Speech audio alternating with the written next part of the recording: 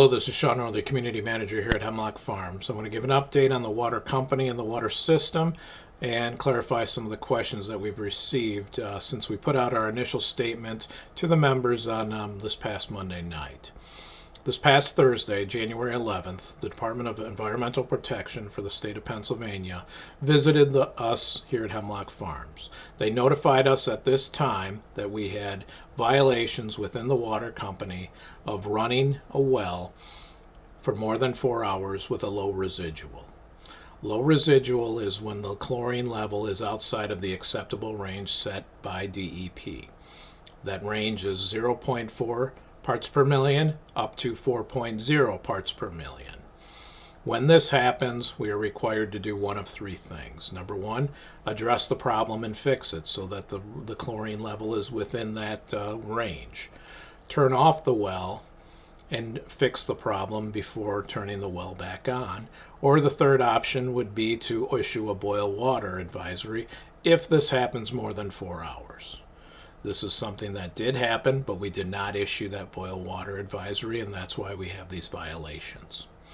A couple of questions that we've received from members since the statement is how many of these violations do we have and what's the timeline of them? At this point, the DEP is still doing their investigation, and we do not know how many of these violations we do, and I do not know the dates of those violations. Once the investigation is over by DEP, we will get all of the notices of violation and we'll make those available to the membership. As far as the time frame for when these happened, I do not know that either. We have not been given that information. I do know that DEP did take the records for the entire year of 2023. So they have the entire year, and I'm not sure if they'll be looking at the whole year or not, but that's what they took when they were out here on January 11th. Another question that we had is why did we not alert the members to this beforehand if we knew this? We did not know of these violations until January 11th. That's when DEP told us of this. They told us what we needed to do to alert the membership, and we worked with them to solve this problem immediately. Since January 11th, we have not had any instances that required us to issue a boil water advisory. If we did get an alert on a low residual, it was addressed immediately, or the well was turned off until it was taken care of. Next, I want to talk about our water system. Our water system is a loop system, what that means is that it's all connected to feed the entire community. So within that system, we have 2 water tanks. Each water tank holds 1 million gallons of water.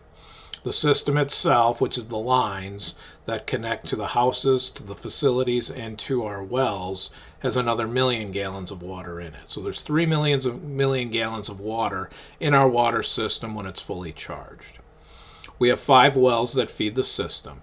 Each well is around the community, and with a loop system, the water that's pumped out of a well goes into the system. So one well is not just giving water to one part of the community. It goes into the whole system, which feeds the entire community. These violations had us pumping low residual water into the system for more than 4 hours. Okay, so if we look at the numbers for that, let's go well number 80, which pumps 200 gallons per minute into the system if it's running for the whole time. But let's just say that it is for number's sake. So well number 80 pumps 200 gallons per minute. In 1 hour, it pumps 12,000 gallons into the system.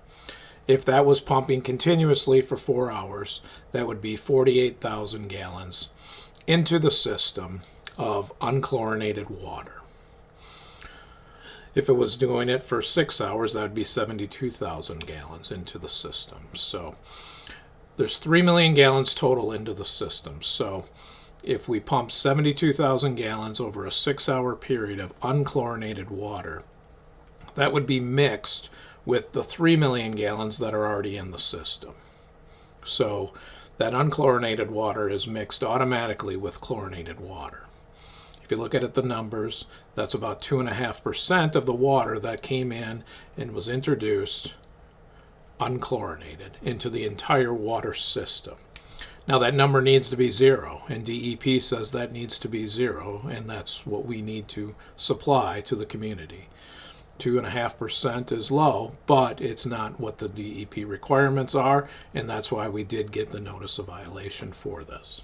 Now the water company staff goes to each well every morning, every day of the year, Christmas, New Year's, Easter, 4th of July. They are there between 7 a.m. and 8 a.m. Okay, so and during that time they take a manual water sample test. Okay, they do this themselves.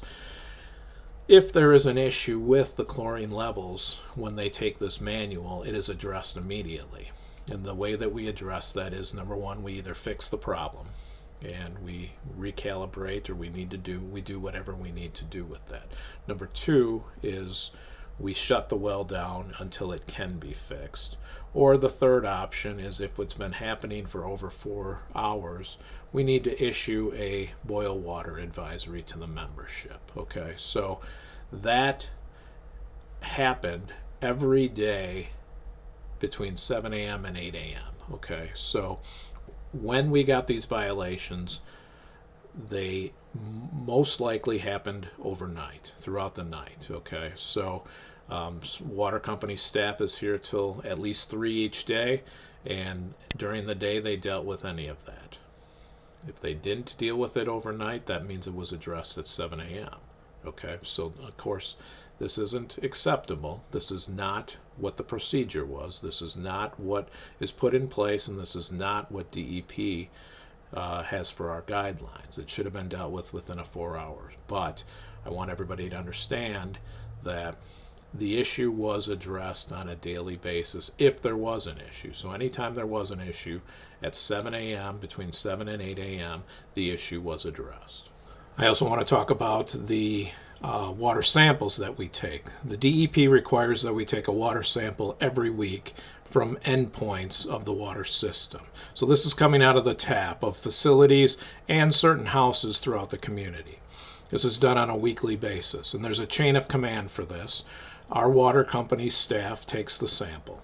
We use a third party that's approved by the DEP to pick up these samples and then do the sampling for us. Okay, so the person that comes to pick the sample up has to also sign in this chain of command, and then the lab technician that does those sample results also signs on these.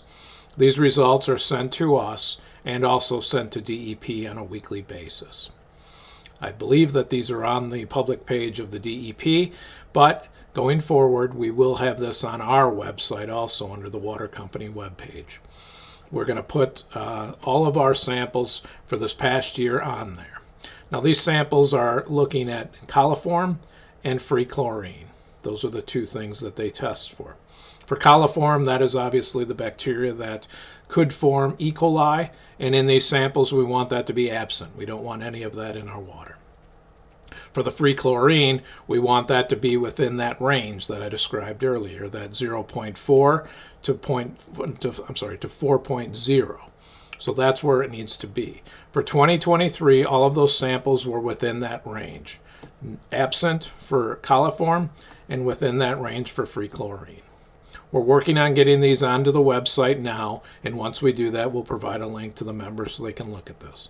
Going forward, we'll also put that sample on the website so people could look at that at any time to see what we're getting. If we ever get a sample back that is not acceptable or outside of that range, we will then post that and make sure that the membership knows, and then alert the membership of how we address that issue and that it has been fixed. Additional items that we're doing to assure that this does not happen again has been adding the SCADA system, which is the digital system we have that monitors the water system, the wells, the chlorine levels, and all of that on the Director of Public Works telephone. Alerts are set up so that anytime that we get out of these ranges set by DEP, we will get an alert so we can address the problem 24 hours a day. Another item that we're doing is changing out all of the analyzers in each of the 5 wells. The analyzers calibrate the chlorine that is entered into the system. If the water coming out of the well needs chlorine or is fine with chlorine, it adjusts and it does what it needs to get that chlorine level where it needs to as the water is introduced into the system. These 5 wells and analyzers are will be replaced and are being done in the next week or so. As DEP releases more information on these issues, we will alert the members.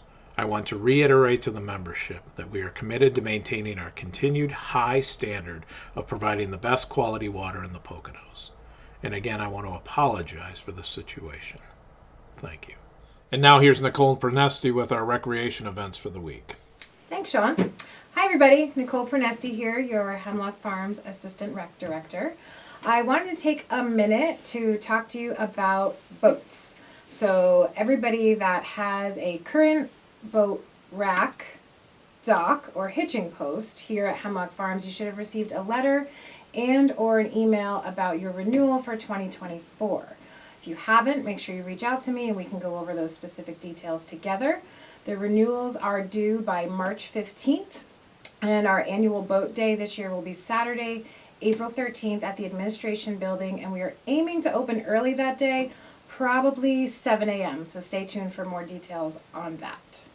And just some reminders about some of our upcoming events that we have. Tonight is open mic night with Billy Spanton at the Steer Barn. It is $5 per person and the doors open at 6:30. So we look forward to seeing you there. We also have next Thursday, we have a New Year, New Friends happy hour at the cafe. This is something that we started doing probably a few months ago, just a new way to get together, meet some of your neighbors, have a good time. The cafe is offering some great treats. It is a BYOB event, and the cafe for this one will be making a mocktail mojito. So get ready for that one. And then next Friday, we're doing Disney Trivia Night. So I will be there for that. It's also a BYOB event at the Steer Barn, $5 per person, and there is a limit, 6 people max per team, and the doors open at 6:30. This one is next Friday. And don't forget about our winter social coming up February 3rd at the Orchard House. This is going to be from 5 to 8 p.m. Bonfire, music, marshmallows, and hopefully ice skating. So mark your calendars for that one. And then Saturday, February 10th at the Steer Barn, we're going to be hosting an indoor cornhole tournament. It's $20 per team to register, and we did just get word that our friends at Wallenpaupack Brewery will be there selling beer, so stay tuned for all the details on that one. And I spoke to Miss Adrian, and we do have a few spots left for her music and movement class. This is going to be Thursdays in February. It's $25 per child, and there are just a few spots left, so if you want to register for that, reach out to me or stop into the administration office for that one. And just a reminder, the fitness center and pool is now open at 7 a.m., so you can get those workouts in, get those lap swims in. We're opening that for a 16-week trial period, so if you haven't been there yet, go get that workout in, 7 a.m. And in case you're wondering where I got this hat from, with my friend Brewster on it, last week I had my Hemlock hat. Everyone asked about that, so now I'm wearing my Brewster hat. You can get these over at the museum, and you can also get them at the administration office, $20 per hat. Back to you, Shaun. Okay, Nicole, thank you very much. That's all we have for this week. Everybody have a good weekend. Looks like next week it's going to warm up a little bit, so those of us that are already sick of winter will get a little bit of relief. So take care.